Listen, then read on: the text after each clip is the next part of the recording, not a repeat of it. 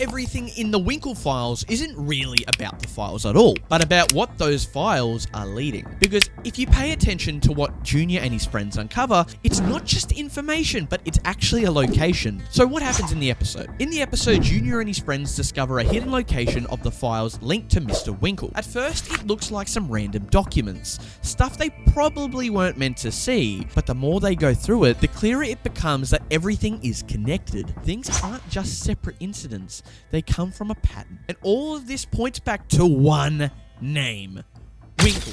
But what really stands out isn't just what's in the files themselves, but it's what the files are connected to. Throughout the episode, the focus is on the documents, but there's something underneath that. Locations, hints, references that don't feel random, and that are the key detail to say that these files aren't just about what Winkle did, but where things happen. And when you start connecting the locations, a bigger idea starts to form. What if the files aren't just evidence, but what if they're directions? Because every major piece of information seems to connect back to something physical, a specific area, a controlled environment, and a place that keeps coming up indirectly, even if it's never fully shown. And that leads to one possibility, that the files are pointing to an island. And not just any island, but a private one.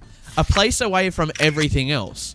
Think about it. If someone wanted total control, they wouldn't stay in one location. They'd isolate everything. Separate from the outside world. And that's what makes this theory so interesting. What if Winkle didn't just operate in the city, but has a hidden location where everything connects, almost like someone else in real life?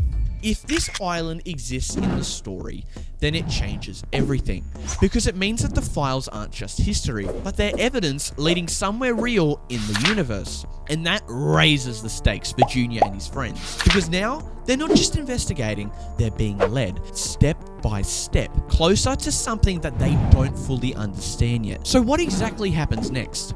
Well, if this theory is right, future episodes could start shifting the focus. The files led to more specific clues, and those clues reveal new locations, and eventually the island becomes the new destination.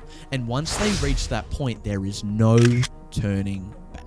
Because whatever is on that island is clearly the center of everything that Winkle has been hiding. So here's the full idea. The Winkle files aren't just some random discovery, but they're actually breadcrumbs, and all of them lead to one place, a hidden island tied to Winkle. And if Junior and his friends keep following that trail, then they might not just uncover the truth, but they might end up standing right in the middle of it. So the real question is, what is Winkle hiding on that island?